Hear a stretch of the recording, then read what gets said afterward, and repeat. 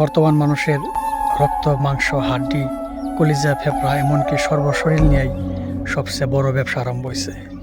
মানুষের এখন ছোটোখাটো বেমার হইলে ডাক্তারের কাছে গেতেই ভয় করে, কারণ ডাক্তারের কাছে গেলে ডাক্তারের লম্বা একটা ওষুধের লিস্ট লেখে আর অনেকগুলো পরীক্ষা করবার দেয়, যেগুলো পরীক্ষা করতে আর ওষুধগুলো কিনতেই সাধারণ মানুষের 1 মাস বা বছরে তিল তিল করে জমানো টাকাগুলা একদিন এক নিমিষেতেই শেষ হয়ে যায়।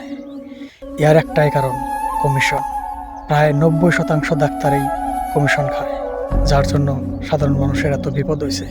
প্রত্যেকটা ওষুধের থেকে কমিশন, প্রত্যেকটা পরীক্ষা করবার দেয় সেখান থেকে কমিশন।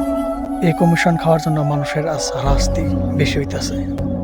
ডাক্তারে মানুষের উপকার করতে চাইলে শুধু একটা কাম করুক, কমিশন খাওয়া বন্ধ করুক, তাই সাধারণ মানুষের অনেক উপকার হবে। অল্প পয়সায় ওষুধপাতি কিনতে পারবো আর খুশি খুশি বাড়ি ফিরতে পারবো। কিন্তু এই কমিশনের লিস্টটা এত লম্বা যে সাধারণ মানুষের থেকে আরম্ভ করে অনেক বড় মানুষের হাত আছে, যার জন্য এই কমিশনটা এত বেশি চলতেছে।